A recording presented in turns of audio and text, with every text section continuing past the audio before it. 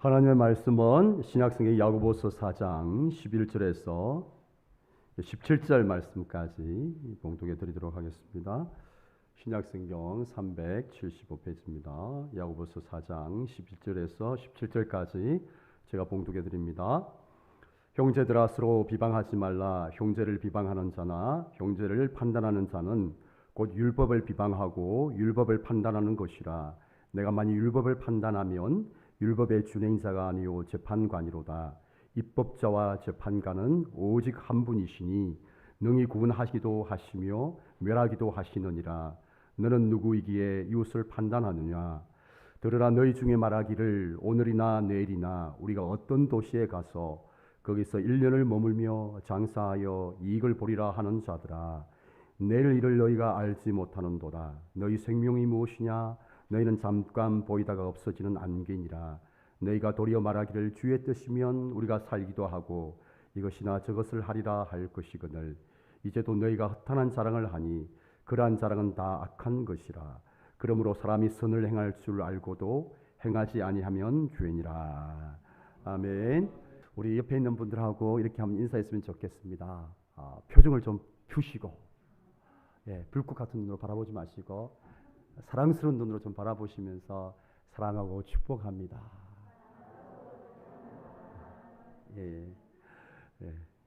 감사합니다. 사랑하고 축복하는 그런 삶 되기를 축복합니다. 제가 말씀드린 것처럼 우리 삶이 너무 짧습니다.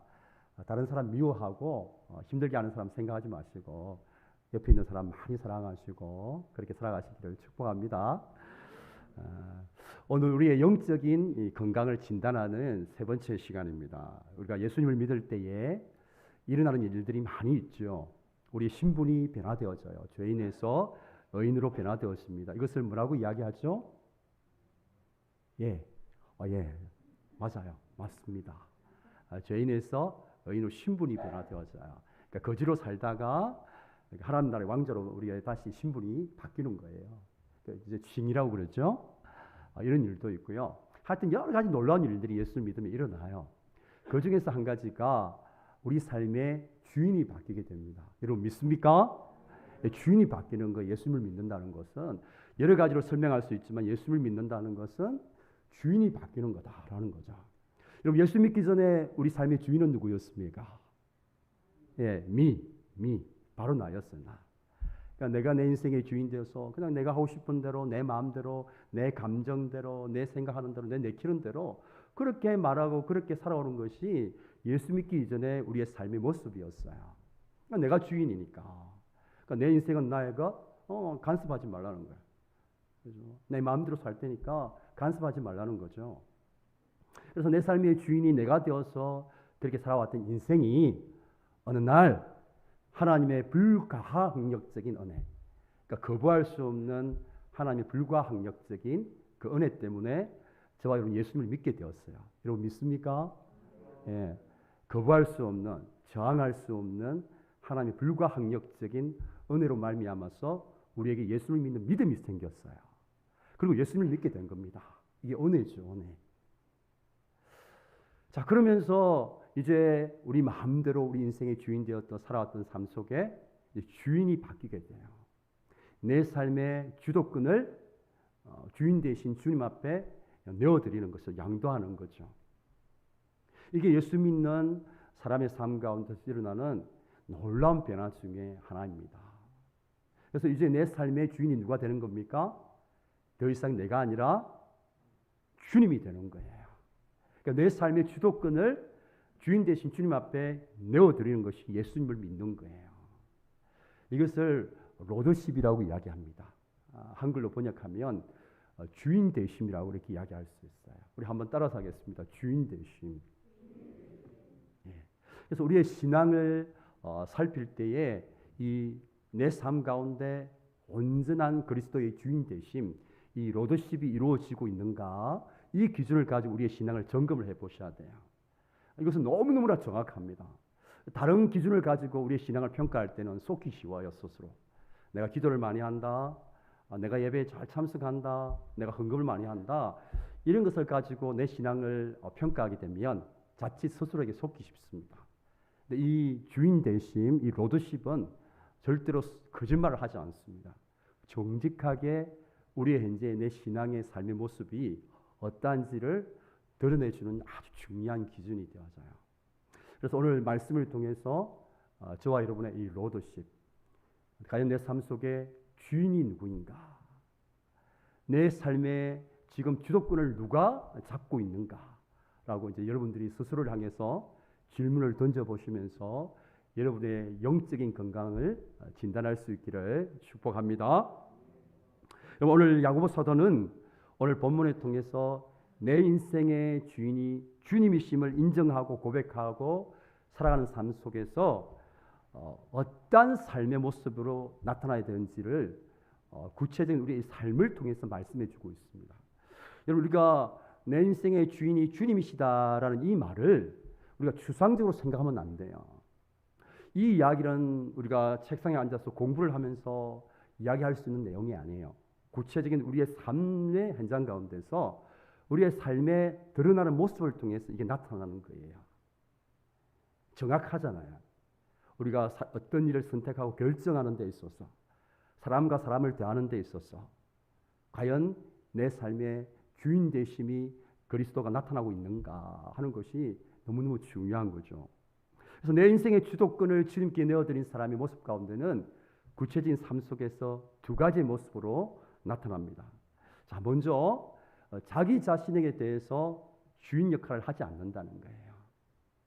오늘 우리가 말씀을 보면서 자기 자신에 대해서 주인 역할을 하지 않는다.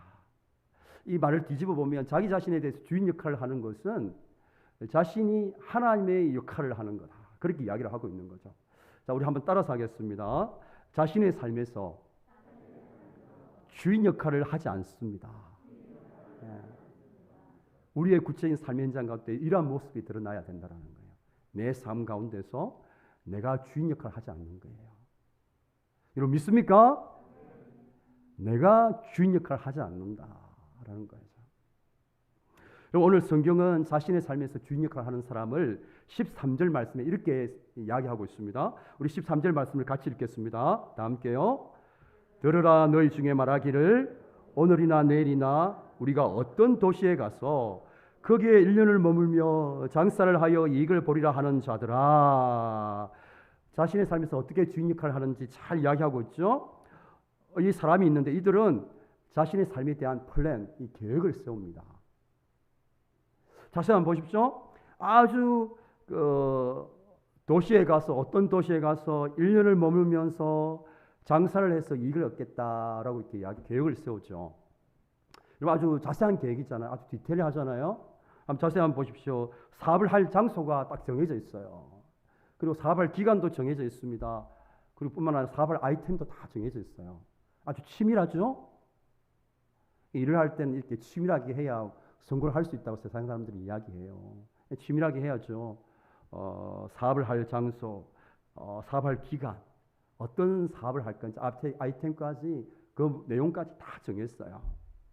자, 그런데 오늘 이들의 이 계획 속에 이렇게 아주 자세하고 구체적인 계획 속에 한 가지 부족한 것, 그러나 치명적인 결함이 있죠. 여러분 그게 무엇인지 발견하셨습니까? 잘 보십시오. 아주 디테일하게 계획을 세웠어요. 사업을 어디에서 할 것이며 장소도 정했어요. 이 보기 좋은 곳에, 많은 사람들이 다니는 곳에 사업 그죠. 이게 뭐 카페를 해도 그렇잖아요. 우리 보면 낮게 있는 카페 보십시오. 다 사람들이 많이 다니는 곳에, 거기에 길보기 좋은 곳에 사업 장소를 정해야 되잖아요. 그리고 기간도 여기 보니까 1년 아주 구체적으로 명시해 놨어요. 그리고 사업할 그 내용도 뭡니까? 장사를 하겠다는 거예요. 그럼 얼마나 이게 자세하고 구체적이에요. 이렇게 계획을 세우기 위해서 얼마나 이렇게 치밀하게 그렇게 고민하고 열심히 준비했겠습니까? 그런데 여기에 빠져있는 결정적인 한 가지가 있어요. 여러분 무엇인지 발견하셨습니까? 여러분들이 발견을 하셔야 돼요. 무엇인지 발견하셨나요? 누가 좀 대답을 해 주시겠습니까? Please. 한 가지 부족한 것, 그러나 결정적인 부족함이 있습니다. 자세히 한번 보십시오. 누가 빠져 있어요? 하나님이 빠져 있잖아요. 하나님 앞에 묻지도 아니하고 하나님의 뜻을 찾지도 아니하고 하나님과 상의도 하지 아니하고 자기 혼자서 열심히 준비하고 계획을 하고 있는 거죠. 그러니까 자신의 인생에 자신이 주인 되어서 자신의 삶의 주도권을 가지고 살아가는 세상 사람들의 일반적인 모습을 보여주고 있는 거예요.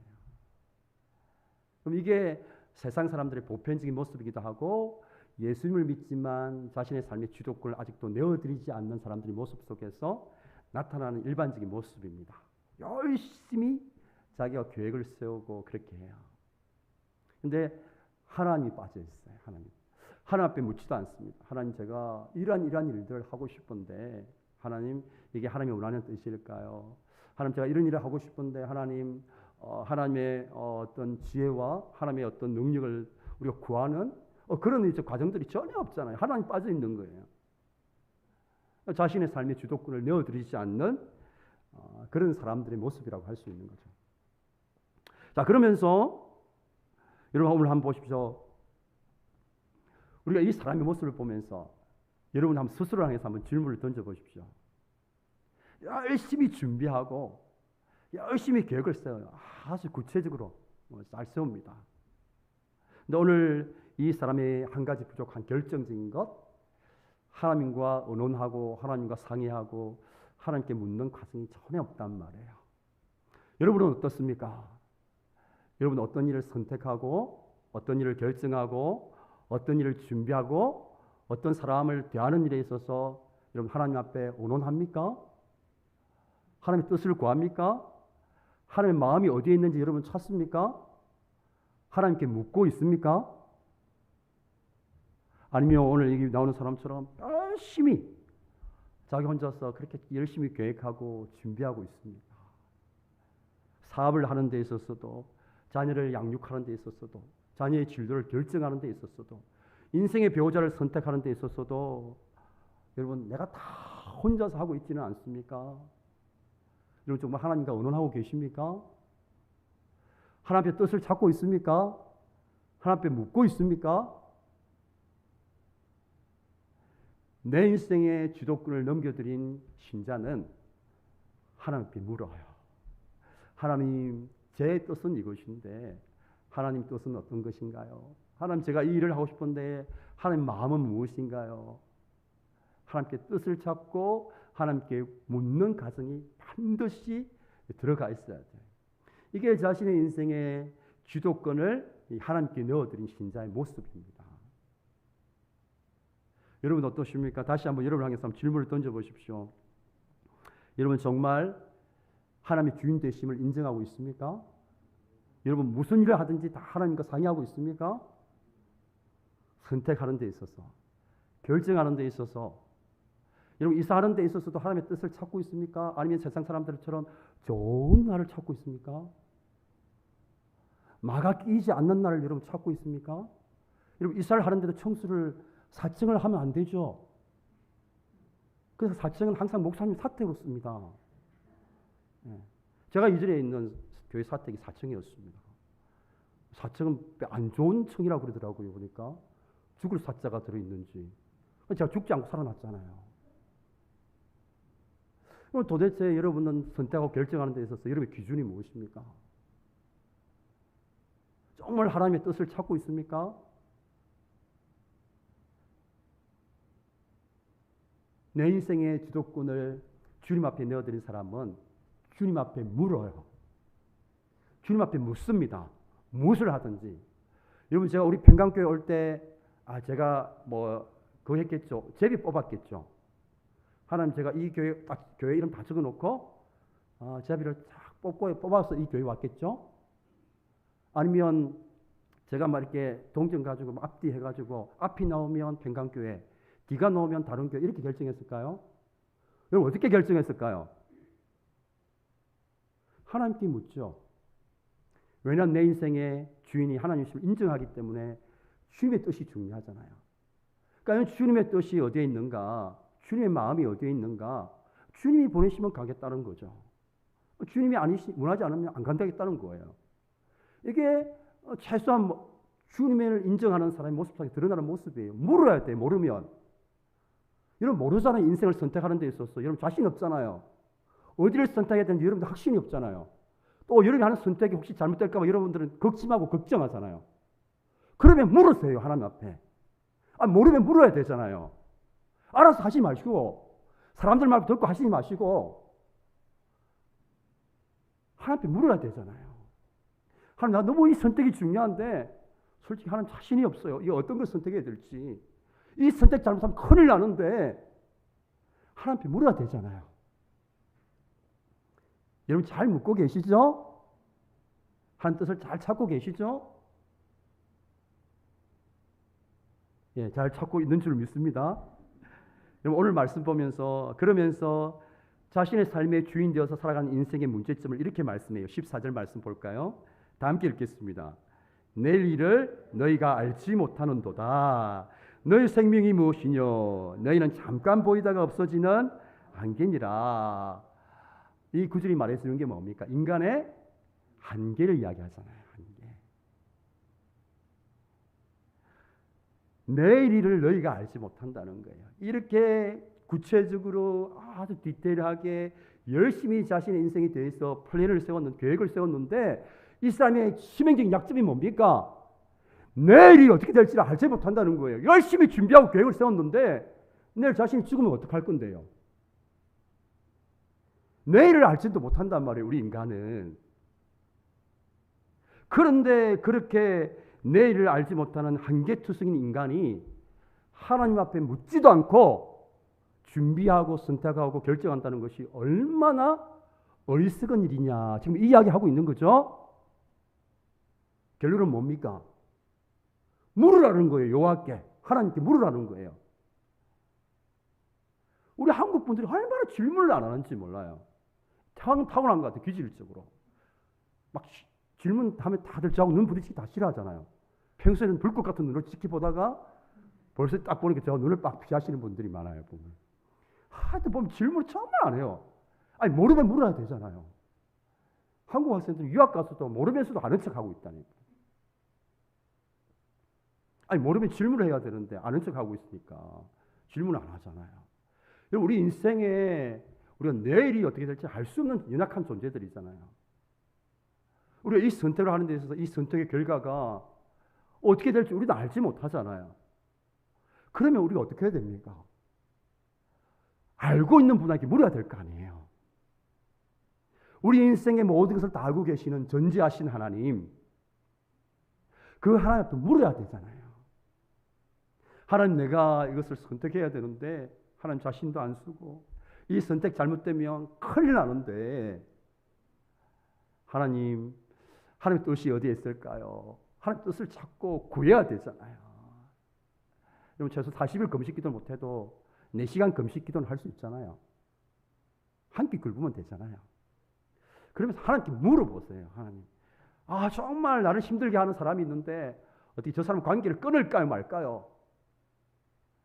자기 감정대로 하지 마시고 자기 기분 내키는 대로 하지 마시고 물어봐야 될 거 아니에요. 하나님 앞에서. 하나님, 제가 저 인간하고 상종하는 게 좋겠습니까? 상종하지 않는 게 좋겠습니까? 하나님께서 상종하지 마라 하면 상종하지 않으면 될 거 아니에요. 근데 묻지 않는단 말이에요. 그냥 기분 내키는 대로 자기 감정 내키는 대로 내 다시는 저 사람하고 상종 안 하겠다 이렇게 한단 말이죠. 그러니까 자기의 삶의 주도권을 내어드리지 않는 거예요.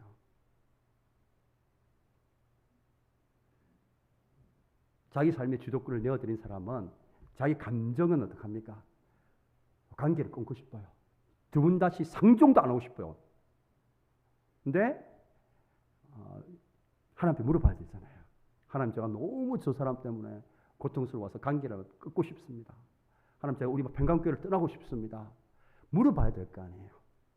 자기 혼자서 막 결정합니다. 자기 생각대로, 감정대로, 기분 내키는 대로 생각해요. 여러분들이 삶의 주도권을 주님 앞에 내어드렸다면 하나님께 물어보세요. 하나님, 제가 이 교회 떠날까요? 하나님, 제가 저 인간하고 관계 끊을까요? 하나님이 예수라면 그렇게 하세요. 하나님이 노라가시면 그럼 그 말씀에 따라야죠. 그게 삶의 주도권을 내어드리는 거예요. 여러분 믿습니까? 물어보세요. 제발 하나님 앞에 제발. 알아서 하시지 마시고 감정 내키는 대로 하지 마시고 하나님의 마음이 없는 사람들과 의논하지 마시고 신앙이 성숙한 사람들한테 물으세요. 하나님 앞에 묻을 자신이 없으면. 그래야 여러분이 선택이 하나님의 뜻과 바른 선택이 되는 거예요. 그리고 그 결과가 행복한 거예요. 여러분 오늘 열심히 계획을 세우면 뭐합니까? 내일 무슨 일이 알 수가 없는데 내일 하나님 당장 생명을 거두고 갈 수 있잖아요. 여러분 인간의 한계가 얼마나 부족합니까? 우리 한국의 최고의 전문가들이 하는 일이 뭡니까? 이 위드 코로나 최고의 전문가들이 모여서 위드 코로나를 준비하고 다 예측하고 그렇게 했잖아요. 그리고 그 예측이 맞아 떨어졌습니까? 우리나라 최고의 그 스카들이 모인 그 최고의 전문가들이 그렇게 예측했지만 맞았나요? 틀렸나요? 예상이 비껴나가잖아요. 생각하지도 못하는 오미크론 변수가 일어나잖아요. 우리 인간의 한계가 이런 거예요. 그런데도 여러분 우리가 하나님 앞에 묻지 않습니까? 하나님의 뜻을 찾지도 않습니까? 전문가들도 이렇게 예상하지 못한 일들이 일어나는 우리의 인생인데 여러분 인생의 중요한 일을 선택하고 결정하는 데 있어서 막 여러분들 생각들을 선택합니까? 왜 하나님 앞에 묻지 않습니까? 물어야 되잖아요. 모르면. 자신이 없으면 물어야 되고 불안하면 물어야 되잖아요.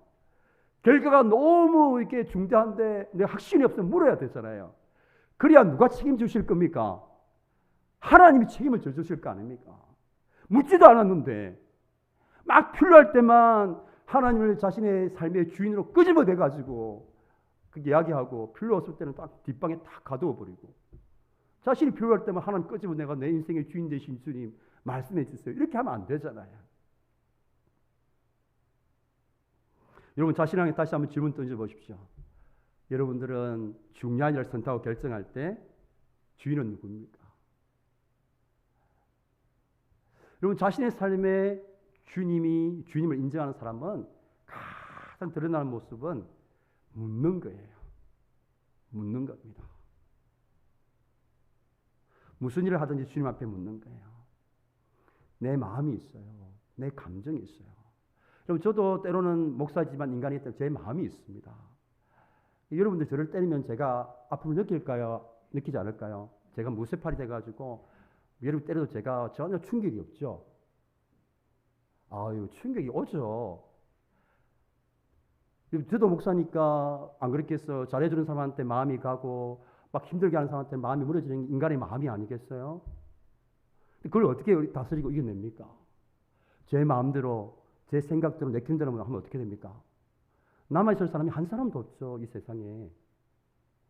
그러나 주님의 뜻이 무엇인지를 찾죠. 하나님 주님의 뜻이 뭡니까? 사랑하라. 사랑하는 거죠. 불쌍히 여기라. 불쌍히 여기는 거죠.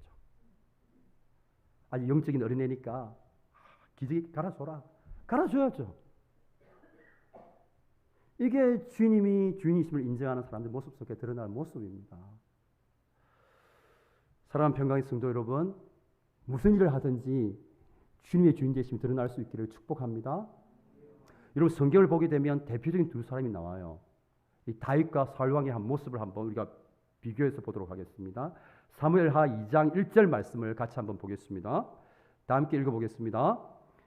그 후에 다윗이 여호와께 어떻게 하고 여쭈아래되 내가 유다 한 성읍으로 올라가리까 여호와께서 어떻게 하시고 이러시되 올라가라. 다윗이 어떻게 하되 아래되 어디로 가리까 이러시되 헤브론으로 갈지니라.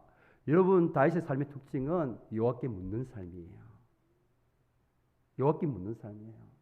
오늘 보세요. 여호와께 묻고 하나님 대답하시잖아요. 내가 올라가리까 여호와께서 이러시되. 이게 자신의 삶의 주인을 인정하는 사람의 모습인 거예요. 자신의 삶의 주도권을 하나님께 맡겨드린 사람의 모습입니다. 여러분 그에 비해서 사울의 특징을 보십시오. 사무엘상 18장 21절 말씀 같이 읽겠습니다. 스스로 이르되 내가 딸을 그에게 주었어. 거기까지요. 특징이 뭡니까? 스스로 이르되. 이게 사울왕의 특징입니다. 다윗왕의 특징은 여호와께 여쭈어 이르되. 사울왕의 특징은 스스로 이르되. 자신의 삶의 주도권을 하나님께 넣어드리지 않는 삶의 모습입니다. 여러분 오늘 또 내 인생의 주인이 하나님이심을 인정하고 살아가는 사람의 모습 속에서는 자기의 삶의 주인 역할을 하지 않을 뿐만 아니라 중요한 것은 다른 사람들의 삶에 있어서 주인 역할을 하지 않는다라는 거예요. 우리 같이 따라서 하겠습니다. 다른 사람에 대해서도 주인 역할을 하지 않습니다. 오늘 11절 12절 말 같이 한번 읽겠습니다. 형제들아 서로 비방하지 말라. 형제를 비방하는 자나 형제를 판단하는 자는 곧 율법을 비방하고 율법을 판단하는 것이라. 내가 만일 율법을 판단하면 율법의 준행자가 아니요 재판관이로다. 입법자와 재판관은 오직 한 분이시니 능히 구원하시기도 하시고 멸하기도 하시니라. 너는 누구에게 이웃을 판단하느냐. 여러분 오늘 야고보 사도가 먼저 형제를 비방하지 말라고 이야기합니다. 그러면 그 이유를 들고 있죠. 왜 우리가 형제를 비방하지 말아야 되는가? 형제를 비방하는 것은 이 율법을 비방하고 판단하는 것이라는 거예요. 근데 이 율법을 누가 만들었는가? 하나님 만드신 거예요. 그럼 결국 이 이야기가 어떻게 되는 겁니까? 내가 다른 형제를 판단하고 막 비방하는 것은 율법을 비방하고 판단하는 거예요.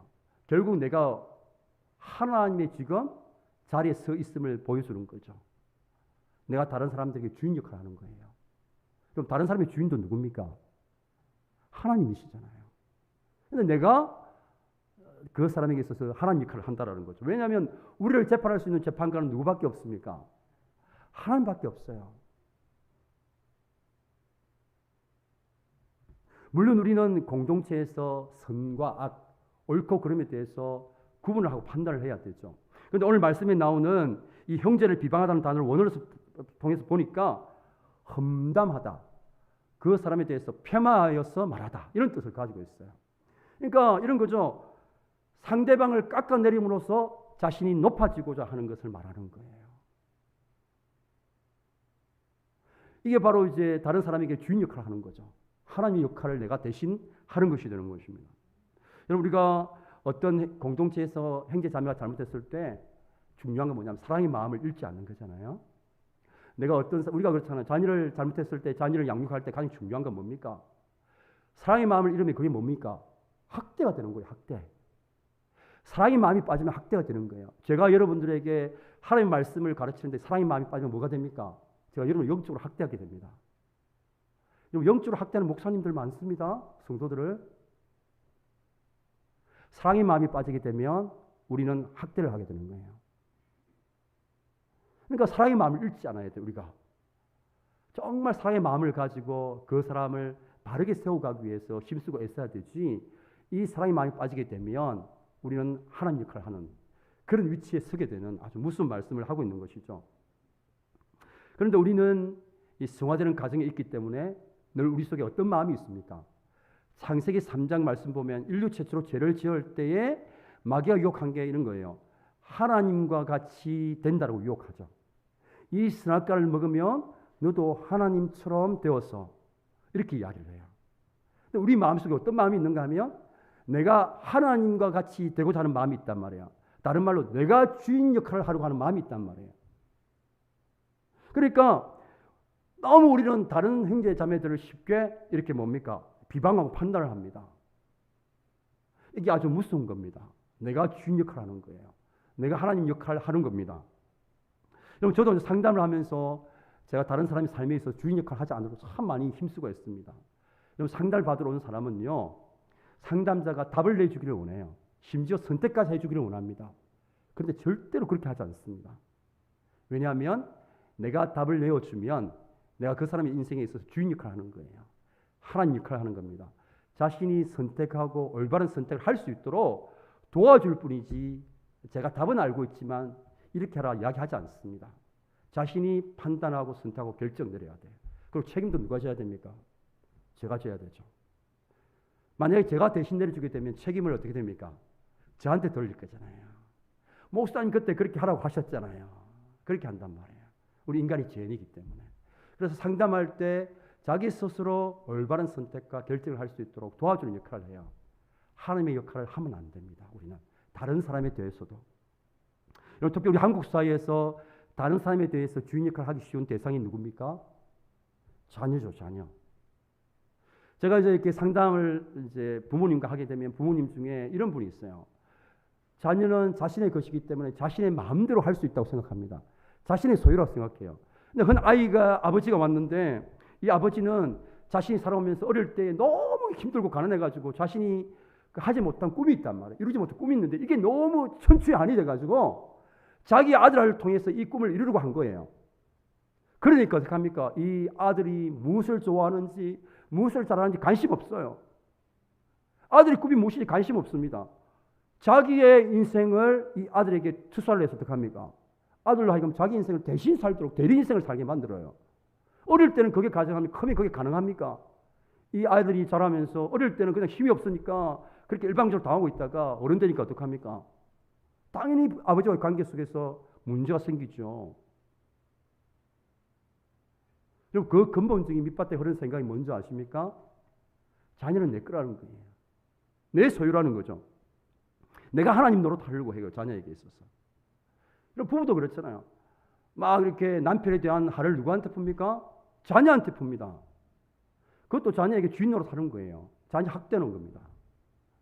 뿐만 아니라 어떤 분은 이런 부분도 있습니다. 너무 자녀에게 가인 사랑을 베푸는 건 또 주인 역할을 하는 거예요. 내가 자녀의 모든 것을 다 책임지려고 해요. 그리고 그것도 자녀를 학대하는 거예요. 우리가 한국에서 얼마나 많은 부모님들이 자녀에게 주인 역할을 하려고 하는지 몰라요. 하나님 역할을 하려고 합니다. 여러분 우리가 다 고백하잖아요. 자녀는 우리에게 맡겨주신 하나님의 선물입니다. 하나님 다 찾아가시잖아요. 그러니까 우리는 하나님이 자녀를 우리에게 맡겨주신 목적을 알고 그 목적에 맞게끔 우리 자녀를 잘 영육해서 하나님 다 떠나보내야 돼요. 내 거라고 생각하면 안 되는 거죠. 사랑하는 우리 평강의 성도 여러분, 우리 신앙에서 가장 중요한 것은 이 로드십이에요. 로드십. 주인 되심이에요. 주인 되심. 내 삶의 주인이 누구인가? 내 삶의 주도권을 누가 잡고 있는가? 이 문제입니다. 예수 믿는 사람은 주님을 주님이라고 부르잖아요. 내 삶의 주인이 주님이심을 인정하는 고백이고 그런 인정을 하는 사람들이에요. 내 삶에 있어서 주인 역할을 하는 것을 내려놓으시기를 축복합니다. 물어보세요. 제발 물어보세요. 모르면 물어보시고 불안정하면 물어보시고 확신이 들지 않으면 물어보세요. 자기 생각대로, 자기 감정대로, 자기 기분 내키는 대로 그 세상 사람들이 이야기 듣고 선택하고 결정하지 마시고 사람들이 이야기를 들으려면 영적으로 성숙한 사람들이 이야기를 들으세요. 그리고 다른 사람들의 삶에 있어서도 여러분 주인 역할을 하지 마십시오. 내려놓으십시오. 하나님이 그 사람의 주인입니다. 사랑하는 평강의 성도 여러분, 우리 모두가 하나님의 주인 되심을 인정하는 그런 삶 살아가기를 축복합니다. 우리 같이 찬양하면서 기도하겠습니다. 내가 그리스도와 함께 라는 찬양이 있는데 같이 한번 찬양하겠습니다.